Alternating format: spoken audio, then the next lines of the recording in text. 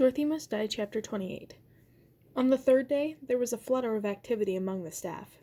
Someone important had arrived in the palace. "The wizard!" Hannah whispered in excitement as she headed off to clean the north wing while I gathered my materials to handle the south. "The wizard?" I asked, hoping for more details, but Hannah was already scurrying away. Neither Glamour's lessons or Gert's have ever touched on the wizard. Honestly, I'd forgotten all about him. Hadn't he gone back to the other place in his balloon?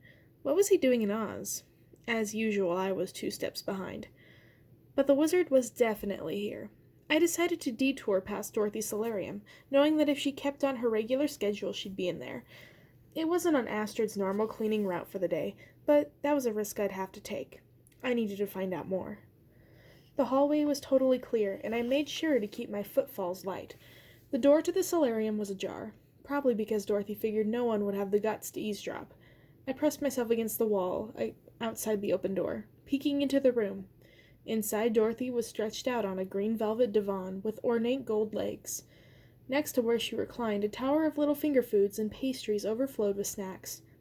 Dorothy wasn't even bothering to lift a finger. The cookies were floating right from the tray into her mouth. I did a double take when I saw who was standing across from her on the brocade couch. Glamora. No, of course not. It was Glinda. She was wearing a slinky pink slip dress, and her red hair piled in a perfectly coiffed updo, and she was sipping primly from her pink teacup. "I don't trust him," Dorothy complained. "Why does he have to come here at all? I let him do what he wants. I let him get away with using magic. Can't he just stop pestering me?" "The wizard may be an irritating ally," Glinda replied, "but he would make a dangerous enemy. Let's keep him happy." It was freaky how much they looked and sounded like each other. Hearing Glamora's voice coming from Glinda's mouth made me miss her sister a little, even if I'd never liked her that much in the first place. "I don't see why I can't just kill him," Dorothy complained. "It would make everything so much easier. I hate him, and I hate his dumb little hats." "The wizard is from your world," Glinda reminded her. "That makes things more complicated. His magic is unpredictable. Trying to kill him could easily backfire. As long as we keep him at our sides, he's harmless. He might even be able to help us. You know as well as I do we share similar goals." Dorothy said. "I just want him out of my life." "Patience, Dorothy," Glinda warned. "Why don't we take a look and see what he's up to? I agree it's better to keep a careful eye on him." Dorothy let out a sigh of frustration. She clapped her hands together, and I snuck a peek to see what they were doing. Their attention was directed at a painting of a pleasant woodland scene that hung on the wall over the fireplace. I took the opportunity of their distraction to watch more closely. "Magic picture," she barked. "Show us the wizard." At Dorothy's command, the picture began to rearrange itself, like the paint was still wet, and an invisible brush was creating a different scene. Suddenly, the trees became a face I recognized, the Tin Woodman. Then another face formed. This was one I'd never seen before, but I had a good guess as to who it was. It was an older man with a narrow face, mischievous eyes, and overgrown, almost horn-like eyebrows. He had a small, jaunty top hat sitting at the baldest part of his head, entirely bald head. The wizard was having lunch with the Tin Woodman. Even their voices carried crystal clear through the magic of the painting. It was like watching one of those high-def TVs my mom always talked about putting in on layaway. It made me nervous, knowing Dorothy had access to this kind of power. I wondered what the limits of her spying were.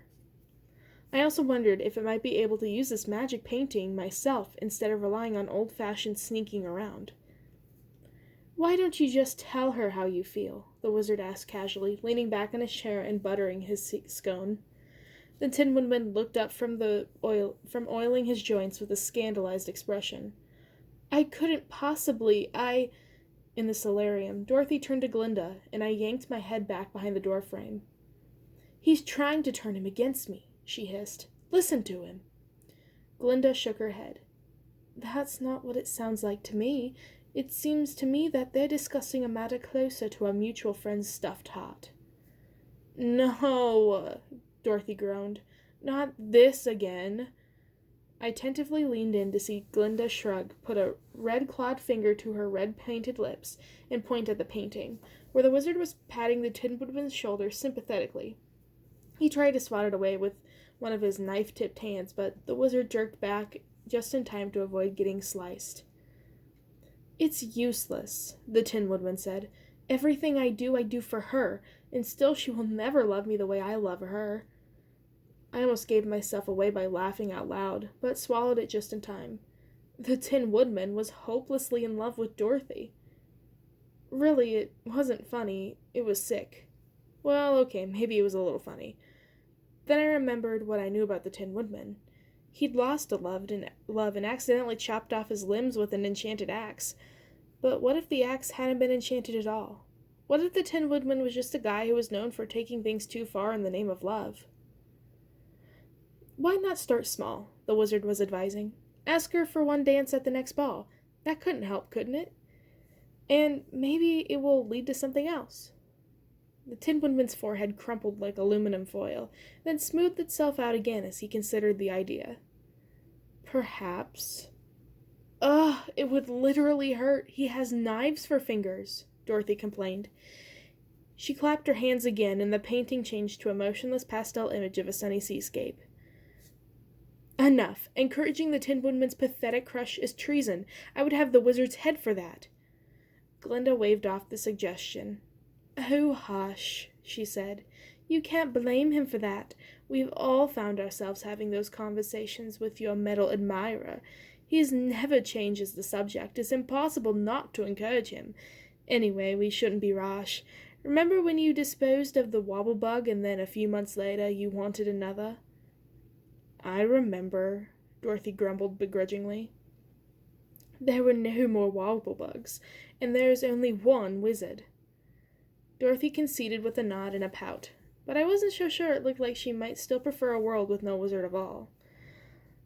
Glinda stood up. "Well, my dear." Glinda looked ready to leave, so that was my cue. I slipped away from the door and padded quietly down the hall. I wasn't so bad at this spy stuff, and I didn't even have a magic painting. Now I just needed to figure out what to do with everything I just learned. In the banquet hall, scrubbing endlessly at the shiny marble floors, I had plenty of time to consider my next move. I had so many questions. Why wasn't the wizard back in the real world where he belonged? Why didn't Dorothy trust him? And what made him and his magic so dangerous that they couldn't risk dealing with him? But I wasn't just thinking about the way what they talked about. I was also thinking about that picture, wondering exactly how far it could see. Knox had warned me about using magic, but I wouldn't be casting anything, since the painting was already enchanted. It was probably safe, right? I rushed through the rest of my cleaning. It couldn't be up to Julia's standards, but I didn't care. I needed to do something. I'd been gathering information for 3 days and still didn't have a concrete plan to get closer to Dorothy. I could keep playing maid and, in the meantime, let Dorothy go on murdering her enemies and disfiguring her allies, all the while wasting my days cleaning until I slipped up and got beheaded for the crime of soap scum. Or I could take a risk, speed things up, and use her magic painting. Yeah, worth it. I tiptoed back to the solarium. This time it was empty. I looked both ways down the corridor to make sure no one was coming and crept into the room. Approaching the picture, it had changed again. Now it was a painting of a quaint little cottage, like something you'd see in a dentist's office. I wasn't sure it would work. The picture was probably just a normal painting without Dorothy's magic to make it do its thing. Even so, I looked around nervously one more time, and then faced it. "Magic picture," I whispered, trying to mimic Dorothy's sharp command. Only quietly. "Show me. Ahem." I'd been caught. Without thinking, without even turning around, and definitely without considering Nox's warning with magic, I cast an invisibility spell. My cover was blown. Escape was now the only thing on my mind. I disappeared only for a second. Before I could even move my invisible feet, a feeling like getting splashed by a bucket of cold water came over me. Just like that, I was visible again. My spell canceled. I stood smack in the middle of Dorothy's solarium, exposed. The wizard stood before me.